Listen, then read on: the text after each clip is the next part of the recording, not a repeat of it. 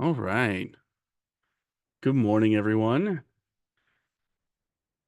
Welcome to Skills Kickstart session, Product Controls. We're going to have Alex here, who's going to be our presenter, and we're going to get started in just a moment. We're just going to give everyone just a minute or two to filter in, but we do have back-to-back sessions, so we will move on pretty quickly.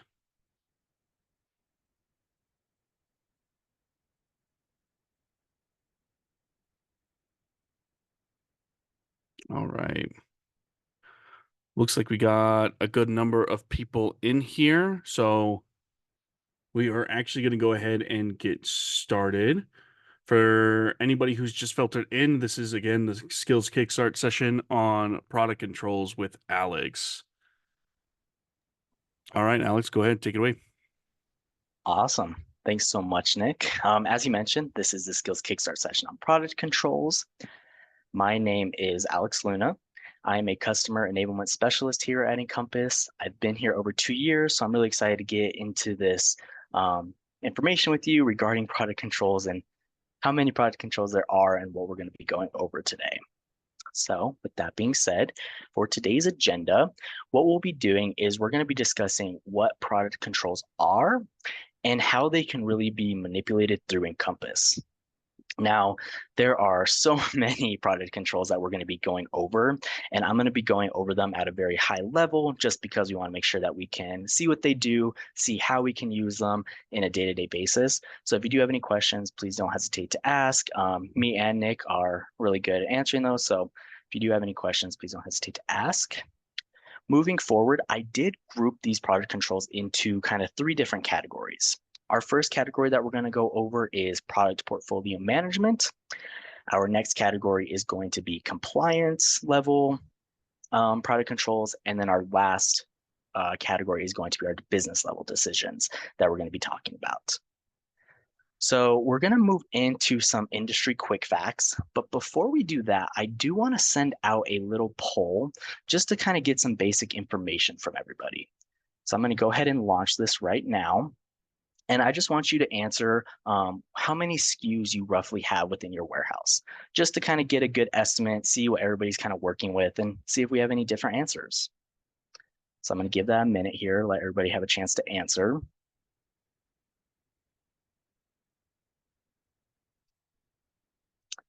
And on my end, I'm seeing some different variations here. We got a bunch over 1,000, some over 10,000. So I'm just going to go ahead and end that. Just kind of want to see what everybody was working with. And I can share those results too. As I can see here, we have quite a bit that is just strictly over 500.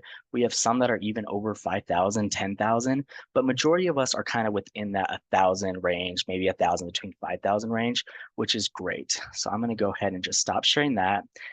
And the reason why I have that poll is because we're going to kind of go into some of these facts and some more of this information with product controls just to kind of see how that reflects within the industry, how it reflects in your warehouse, and how it reflects with what product controls need to be managed.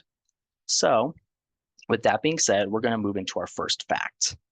This first fact is saying that from 2008 to 2018, the average number of SKUs in a wholesaler's warehouse increased more than 500%. Now, we can see here that this has been due to this kind of consumer's appetite and this boom of product. We have seen so many new products come into the shelves, so many new products come in that retailers really want to see and consumers really want to see. So we have seen this massive increase of SKUs. Next up, we also have that within the e-commerce realm, these have led to kind of better orders within retailers and consumers of kind of getting what they're more expecting on the shelves. So by increasing the revenue by 16% through e-commerce, that growth then ripples up the supply chain and increases revenue for everybody. So as this world of e-commerce continues growing, we can kind of see this almost everywhere. We can see it through the use of Venmo. I know me, if I go out to a coffee shop with a friend and they pay for it, I'm going to Venmo them afterwards because I like to do that. And that Venmo is a form of e-commerce where I can send that payment virtually and that can be all taken care of with that transaction. And we can see that with Encompass through our DSD link and PayLink functionalities as well. Now, I also want to preference that we're going to talk about a little farther on is within DSD Link, we can actually create visibility and limit visibility of products through DSD Link through our product controls. So I want to mention that early on because that is a possibility to kind of help us show that we can increase our revenue by hiding specific products or showing specific products. And again, we're going to talk about that a little bit more later here on. Another fact that we have here is in the last year, 71% of people have consumed all four categories of beverages. Now, these beverages include beer, they include wine, they include liquor, and this kind of fourth category that we now see that we also have been calling Beyond Beer. Now, these Beyond Beer products are these new drinkers that are being kind of brought into the fold where it may be NA products, where it's kind of these seltzers or ciders or anything like that. And we'll be seeing a lot more of that come into play here. And then lastly, since 2012, over 2,800 alcohol beverage laws have been passed around the country. Now, some of these laws were even brought up in response to the pandemic, where many state and local governments have adopted and kind of regulated a lot of these laws for the sale of alcohol. So with all these product sales, all these new laws that are coming into, we need to make sure that we're managing our products in a very efficient way and making sure that the right customers are getting what they should. So that's where we kind of have a segue into our product controls. And the first one we're going to talk about is product status in the realm of the product portfolio management. Now, before I kind of step my foot into the product status, I want to make sure that I'm drilling into your heads that if there were no guardrails, if there were no kind of bowling bumpers on any of these products, then these products as a default would be a totally free market of accessibility where anybody could order these at any time. And we just don't want that, especially with all these new laws and regulations that have come into play. So we want to make sure that we are identifying and properly putting into play those product portfolio management pieces. Again, back to our SKU that we did or our poll that we took on our SKUs, I asked how many products you had in your warehouse, but I didn't ask what status those products were in. I didn't ask what packaging those were in, if they were a keg, cans, or bottles. So we need to make sure that we have everything in play that we can use for those product controls. Now, going into product status, this is one of those main level where we're talking about product portfolio management. The two biggest statuses that we would see are going to be active and discontinued. Now, I know you probably know what active and discontinued mean, but I'm just going to do a quick refresher showing that active allows for full access of the product across Encompass, whereas discontinued means that the product is no longer being sold or purchased in any capacity. So what this would do is it would remove the product completely, but it would still keep your sales history. So those are two kind of reoccurring product statuses that we would see. And we also have some statuses specifically for producers and distributors. So starting with producers, one of our main product statuses is the manufacturing status. Now, what the manufacturing status is going to do is it's going to allow you to sell the product that we don't yet have inventory for because it's going to be manufacturing. So it kind of gives the suppliers and the brewing team visibility into what product needs to be made or kind of determines the projection on what's doable for that product. So it kind of allows the orders to be placed because we know that the manufacturers will be able to fill in that order. Now, moving on to distributor-focused product status, we have our pre-order statuses. This allows users to order products that have not yet been invoiced from the supplier, and it kind of prepares invoices for products that have not yet been ordered. So what I like to think of pre-order status is it kind of enables demand-driven purchases.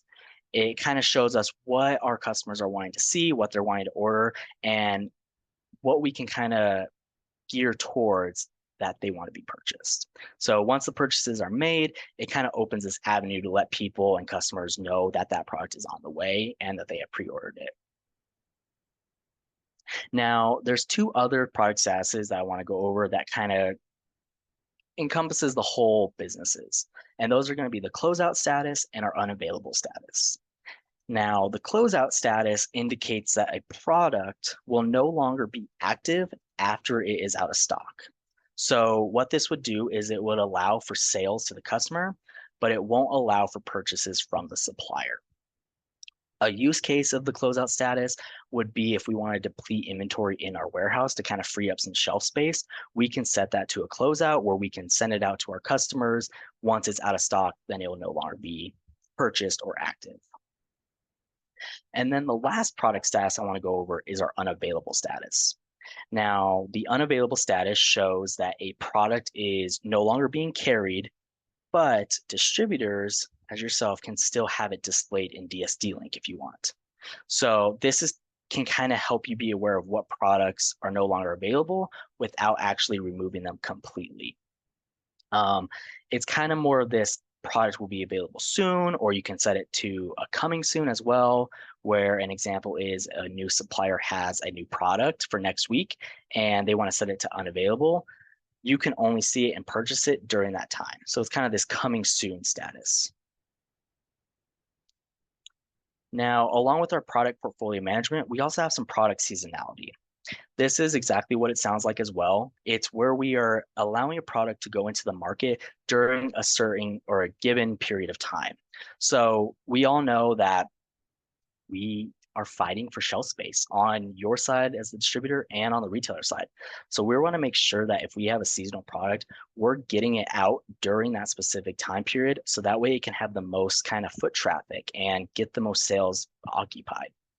So, with that being said, a good example of this is pumpkin spice. Now, who here is going to be buying a pumpkin spice latte in the summer? Not me. That's my watermelon season. So, we're kind of sticking with that pumpkin spice during our burr months or our spooky season. So, that's where we want to send that out into the market. So that way we know that we're getting the most product foot traffic on it and getting the most sales out of it. And I'm actually going to show you in our demo a little later how to set up that product seasonality and where you can actually get that going. So Yeah, now we kind of, Alex, yeah, we got a quick question on that seasonality that you touched on. yeah, So, is seasonality something that is controlled, or can it be controlled at a location by location level? yes. So I recommend putting it on the product level. On the product level, you can see it as um, product seasonality start date, end date, and then in season. And I'm pretty sure you can set it on the location level as well. Um, Off the top of my head, yes, I do believe that. And Nick, I know you worked on OMS as well, if you want to clarify, but I'm pretty sure you can set it on the product level. That's what I always recommend. It can be done on a location level, but yeah, it is recommended to do on a product level just for a little bit more control.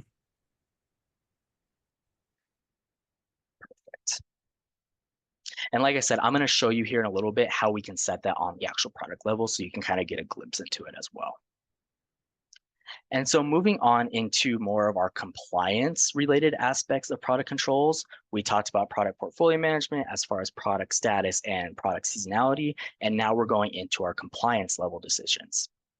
The first one that we have here is our product or our customer product groups. Now, this is really unique because it kind of shows you what customers' needs are based off of what they should have and where they are located. So, as the market continues to expand and licensing becomes more complex, we want to ensure that we are selling the right products to the right accounts. A good example of this is many of the beer distributors have been taking on wine and liquor distribution, and kind of vice versa as well, where many producers are expanding production outside of their core products. So we want to make sure that we are grouping these products together and showing that the right customers are getting the right products and it's associated and confirmed with their licensing. So what customer product groups really do is it helps with complex solutions of what can be sold at the right place in the right time. I like to think of these as a folder that holds all the product types. It holds what the licensing is and shows you what can be identified within that actual folder of what they can purchase and at what given time period they can. Another real life example of this is recently in Colorado, there was a legislation that was passed that now allows the sale of wine in grocery stores.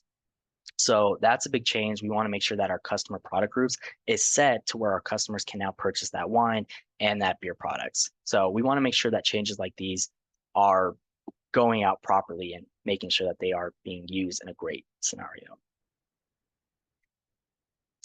Another compliance aspect we have is brand rights. Now, brand rights become increasingly important as companies continue to expand in distribution rights, or if you're being moved into different states. With the expansion of many wholesalers and producers into different territories and new product types coming available, it's really never been more important to manage these branding rights and enable brands to enter the markets smoothly and at an unrestricted level. So we want to make sure that we're not cannibalizing the territory or falling into issues where distribution is happening in other areas or anything like that. And the way we manage these within Encompass is through two tables, one being the supplier areas table and one being the brand family areas table.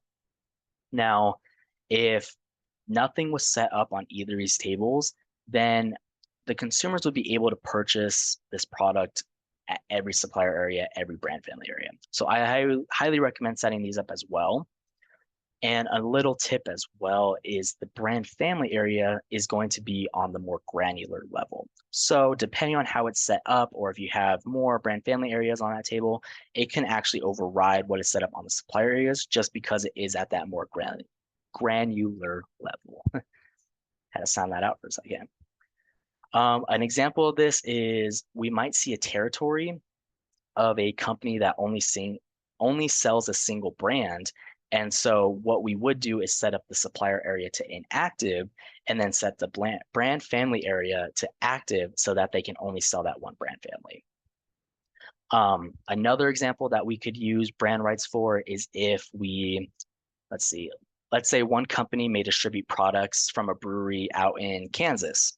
While they have a warehouse or a location in Kansas, they actually don't have the branding rights to sell these products in Kansas, but they can still sell them in other states. So then we would use the supplier areas to help restrict those products and get sold where they can. So those are a few examples of the brand rights.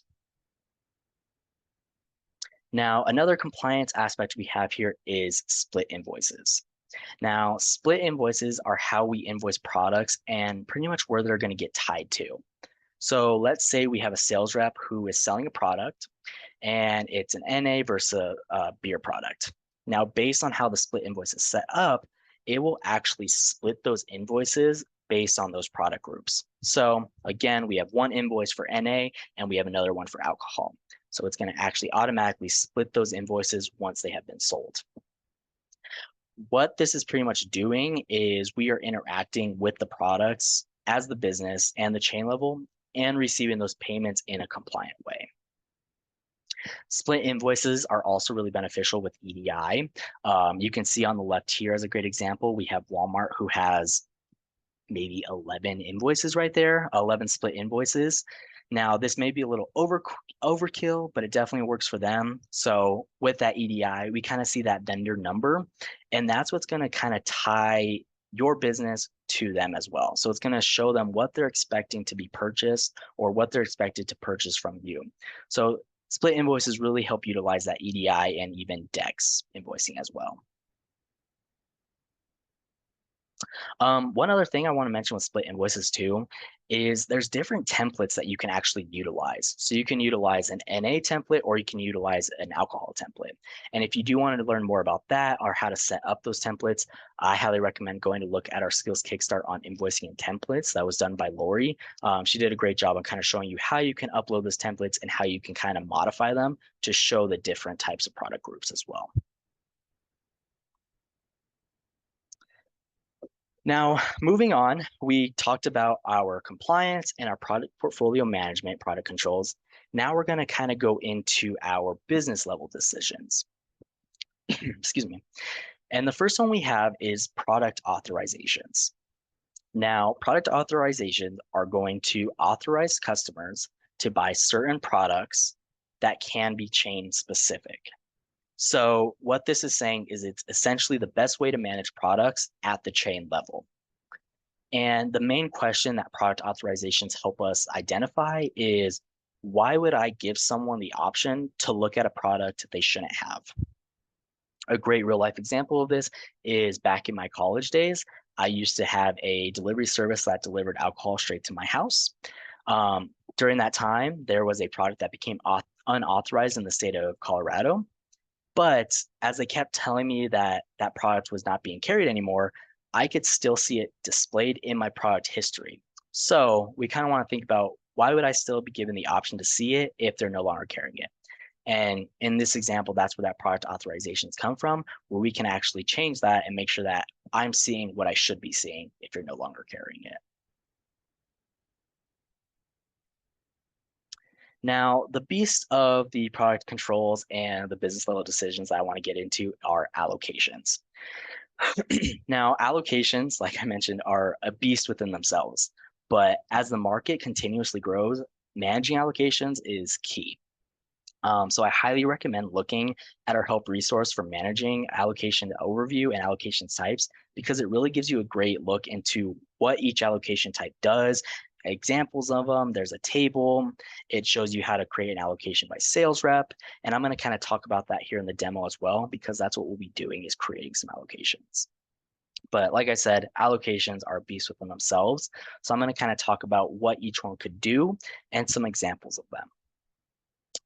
Now, we all know that showing unavailable products can hurt relationships between you and your retailers. So we can avoid this by utilizing those allocations to make sure that they are getting or seeing what they are intended to. And we could do that by kind of including products or excluding products, or vice versa.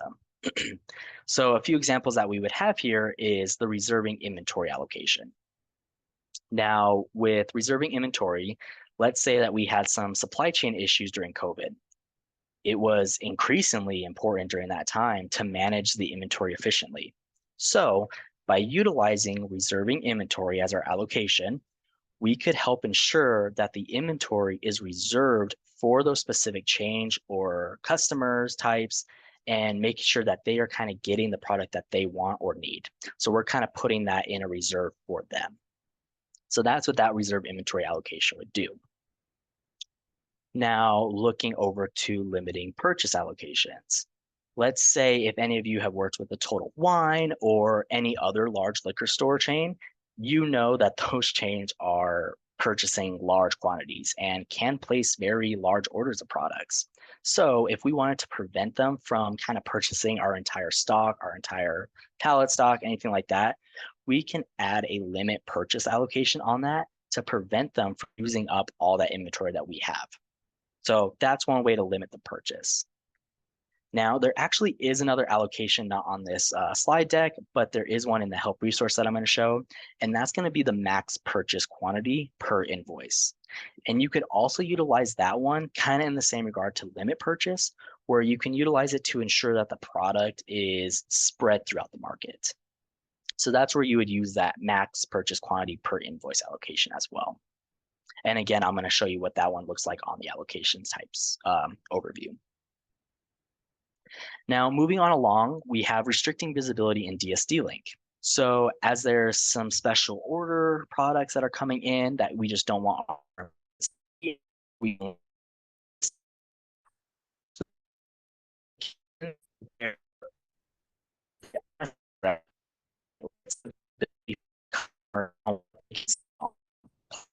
such as DSD link or even distributing ordering platform. But we can limit what they see visually on DSD link by setting up an allocation on the actual sales rep. And then one of the last allocations that we have on here is authorizing or unauthorizing. Now, maybe we want a certain customer type or customer to only purchase a product or not purchase the product at all. So we could limit that product or that customer by utilizing a not authorized allocation. And that's pretty much saying that these customers, maybe if they're on premise or off premise, can't purchase this product at all. So we're setting that non-authorized allocations. And like I said, I'm going to kind of go into some of these allocations here in just a minute in the demo. I know this is a very high level and I went quick through it, but highly recommend looking at those overviews, kind of read a little bit more about what each of them do and how you can utilize them in your own business case. But moral of the story is allocations are incredibly powerful and a great dynamic tool to enable the control of sales and purchasing through e-commerce or sales reps or anything like that. So with that being said, we're going to go ahead and hop into a demo real quickly. And in this demo, what we're going to do is we're going to be creating allocations for a new seasonal product that we will be receiving. Hint, hint, it's going to be a winter ale because October's almost over. We're going to go into Christmas now. So it's going to be a winter ale. The goal of this demo that we're going to do is we want to only sell this winter ale to off-premise customers so that consumers can actually have it on their dining room tables for Thanksgiving. And then once Thanksgiving is over, we are going to then allow it to be sold to our on-premise customers. So that's the goal of this actual demo. So with that being said, we're going to create two allocations. The first allocation we're going to create is a not authorized allocation. This is going to kind of act as that blanket allocation, saying that no customer, regardless if they're on or off premise, can purchase this product. And then we're going to build upon that allocation by adding a second allocation for unrestricted, saying that actually during this time period, this off-premise customers can purchase this product until after Thanksgiving. So we're going to go into that. I'm going to go ahead and switch over to my demo site here. Nick, if there's any questions, now would be a good time to also ask those. Yeah, absolutely. So we did receive a question from David, and David asked, has there been any discussion on split invoices and how they work to see if they work like allocations, allowing split invoicing to be placed on both the chain and customer level, but have the lowest level determine the actual split? And I'll just go ahead and answer this right now is currently right now there's not any discussion around that being a functionality. If you do feel like that is a good idea, which to me, I think there's some potential there, right? In We always recommend putting in things like those feature requests and such, but as of right now, there's no plans to currently touch how split invoicing works. Great. Thanks, Nick. Awesome. So now we're going to kind of transition into our demo portion. Again, the first screen that I will have us up here on is this allocations overview help resource. Again, you can get to here just typing in help resources dashboard and kind of search for the allocations review. This shows you each allocation type, what each one does. There's even some examples in here of how you would use them. If you're looking for limiting visibility in DSD link, you can see how to do that using the allocations by sales rep. There's some examples at the bottom that kind of tell you if you're setting up an allocation, what you need to include. So for example, with our non-authorized and unrestricted ones that we'll set up, we can see here that we actually don't need any units allocated on those. So when we're filling that out in the table, we don't have to include units allocated. So again, this is a great tool to kind of reference to see if you have any questions or if you just want to know a little bit more about what each allocation does. Again, great reference. So getting into our actual goal of our demo, I'm going to go ahead and look for our specific product. Move this Zoom link. There we go. I'm going to search for that product in the universal search bar. And here we have it on the product search dashboard. Now, I want to see this more at the product data level and actually see the product record itself. So I'm just going to click this blue foreign key to actually access that product record. So here we have it. We have our product data. We have everything that's related to this product. And at the bottom here is where I want to show you that seasonality, where you can actually set that up on the product level. That's going to live under the sales info column right here within these three fields. So you have a seasonal start month day and a seasonal month or seasonal end month day. I have already set this up as a product control, saying that my 12 days of Christmas ale is going to be able to be sold starting November 18th, and it's going to stop January 3rd. Now, the other field we see here is this in-season field. Again, this shows false, which is exactly what I would want it to show because it's not going to show true until November 18th hits that date. So once November 18th occurs, this in season will actually go to true, showing that this product is now available and can be sold. So that's one product control that we've set up through that product portfolio management for this one specific product. Now, again, our goal is to create allocations where only our off-premise customers can purchase this product until after Thanksgiving. So where we want to go to set up those allocations is the allocation subtable. So I'm going to go to this subtables dropdown and I'm going to select the allocations. This is showing what allocations are tied to this specific product. So in order to start adding those allocations, I'm going to go ahead and click add allocation. And what that's doing is it's just auto-filling that product record because we're adding that allocation from the product. So it already auto-filled that product, which is great. The other main thing we need is our location. Now we can set that location to every location. So if we wanted to do this for, let's say we have 3 locations, we would have to set an allocation up for each individual location. But for this demo purposes, I'm just going to do it for 1 location. So I'm going to select my Sterling location. I have my product already auto-filled, and then we go into our allocation type. Again, the first thing that we want to do is we want to create a blanket allocation showing that this product is not authorized to be sold to any customer, regardless if you're on-premise or off-premise, until or through a specific date. So that's what we're doing with this blanket allocation. We can skip all this other information. Again, we set this up on the location level, so we really don't need any of the customer type, chain level, anything like that, because we're just doing it for the entire location. And then the other required field that we have is the start date. So I know that this product is going to become available on November 18th. So I'm actually going to have my start date be November 18th. It's a Monday. It's perfect. That's exactly when you can utilize it. You can be sold from it. And now I'm going to also put this end date to November 30th.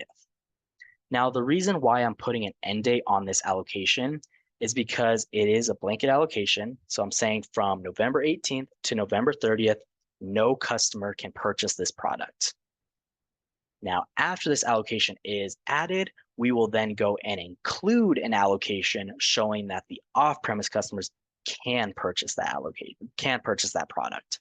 So again, I always like to think of a non-authorized or your first allocation as kind of that blanket allocation. We don't need to include those units allocated. That's what I showed you in that allocations types examples. It said NA, so we don't need to include that in our non-authorized. You can add a memo if you want. If you are going out or you won't be in office during this time period, but you set up these allocations beforehand, you can write a memo in there saying, set up allocation for this specific purpose, anything like that. So that way, if you're out of office, someone else can see why you did that, just in case. It's not mandatory, but it's a great field that you can utilize if you want to. So with that non-authorized, I'm just going to go ahead and add that record. And now that you've added that record, Alex, I got 2 Yeah. questions for you. Yeah. So the first one is, in this example where we've put in seasonality, would sales reps be able to return expired product or product after that seasonality? Is that going to prevent or cause any problems with returns, even if, say, the sales rep hasn't taken inventory at that account? So repeat the question one more time. I'm going to pull it up to read it. No worries. So in this example, would reps be able to return expired product after the season has ended? Can they return the product after the season, even if they have not been taking inventory of that product at the account previously? So yes, even though the product seasonality or the season for that product has ended, you can still return that expired product and bring it back to the warehouse. You go through the same process. It's still a product. It's still a SKU within your warehouse in that inventory. So you can continue with that process. The only thing that it's showing is that it's just ending sales on that specific day. So you can still do all the other operations for that product if it's being returned to the warehouse. Perfect. And then that second question for you is, what if you have inventory after that seasonal end date? Is it still allowed to be sold? And if so, how? Yeah, so it still can be sold.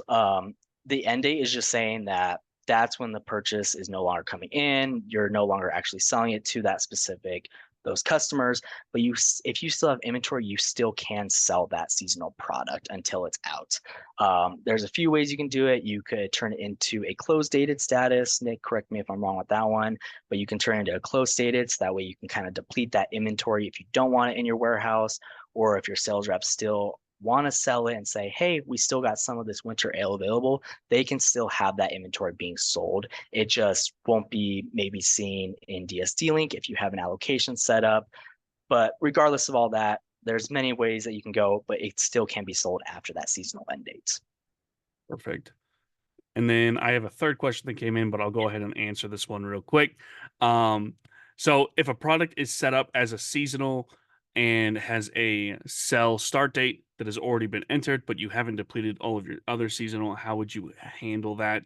Essentially, what I'm going to recommend doing is if you want to sell your old seasonal product and you don't want to start selling your new seasonal product, go ahead and change those start dates. That's fine. And then I would also recommend taking that old seasonal product, and then, like Alex said, putting that in closed dated and marking that and finishing that out before turning around and transferring and starting on that new seasonal product.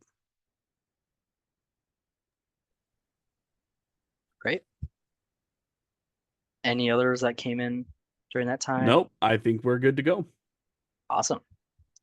So then moving on along, going back to our demo, we created our non-authorized blanket allocation for this specific product.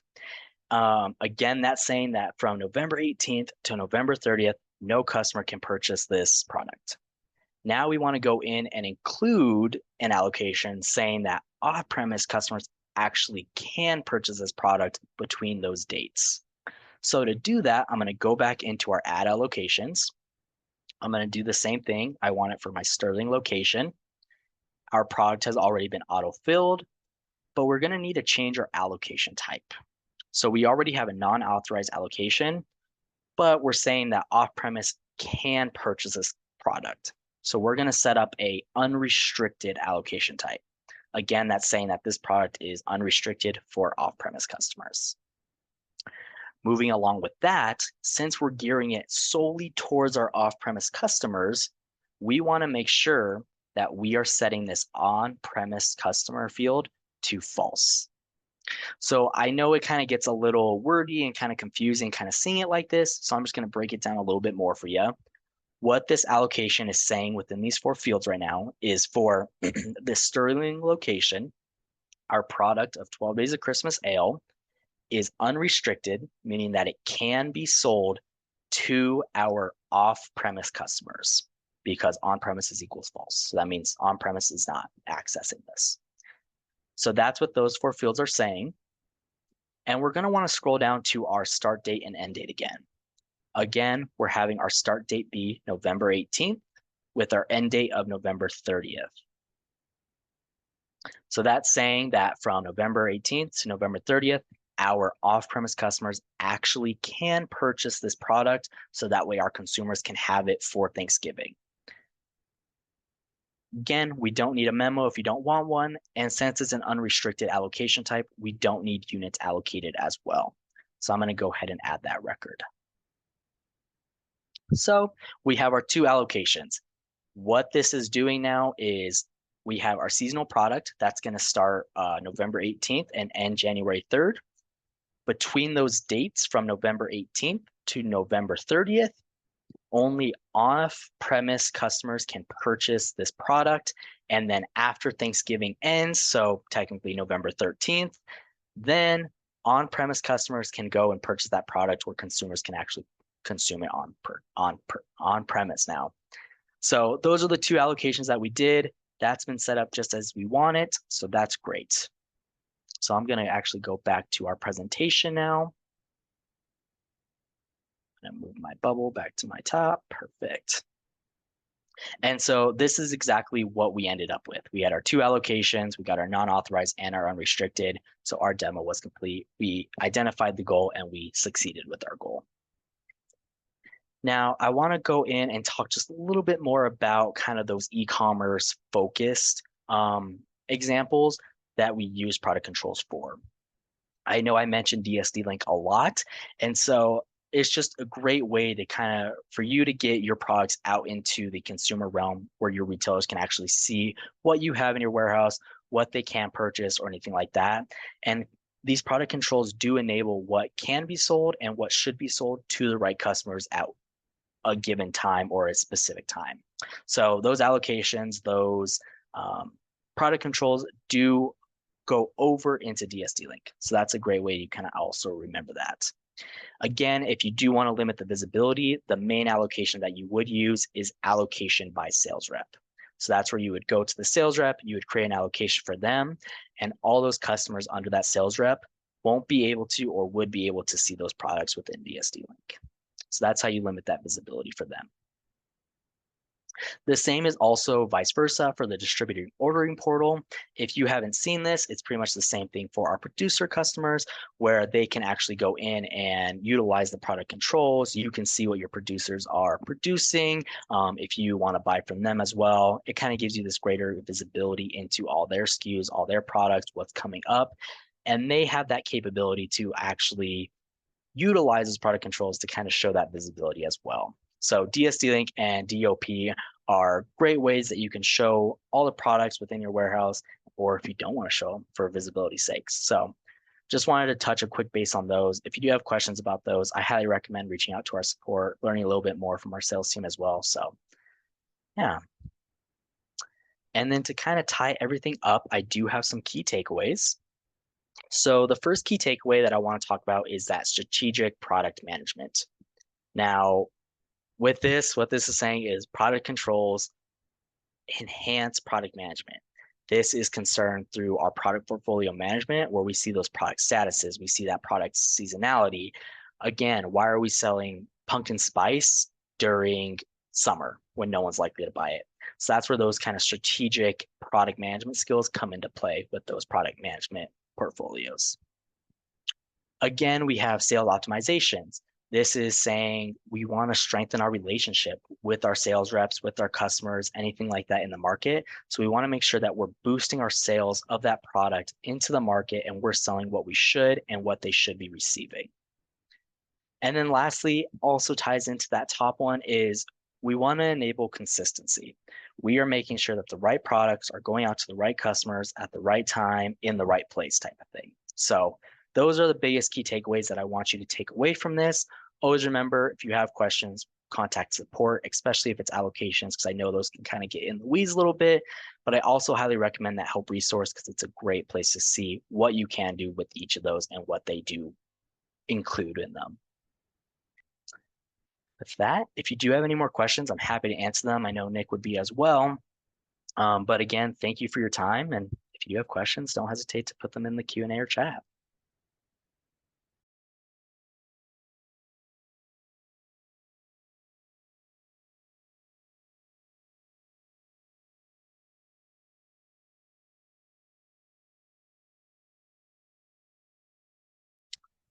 And then while we do wait for some questions to come in, I'm going to also do just some kind of closing speech here as well. There is a survey that will be sent out here right after this. If you do have a moment, please take it. Give me feedback. If there's any other skills kickstarts that you want to see in the future, please let us know. We always love your feedback. If you don't have the time right now, totally understand. You can always do it again in the email that's going to be sent to you. But please, if you do have a sec, do that. We do have a few more skills kickstarts coming up here in this season, so don't hesitate to look at the e-learning dashboard. And yeah, we'll see if there's any questions that came in.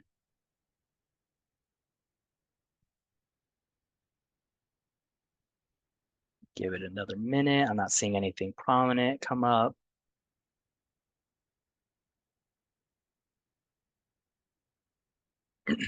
Awesome. Well, I'm not seeing anything come up, so I'm going to go ahead and call it. Thank you, Nick, for presenting today, and thank you, or for facilitating today. And thank you to all of our attendees today. I hope you all have a great rest of your day.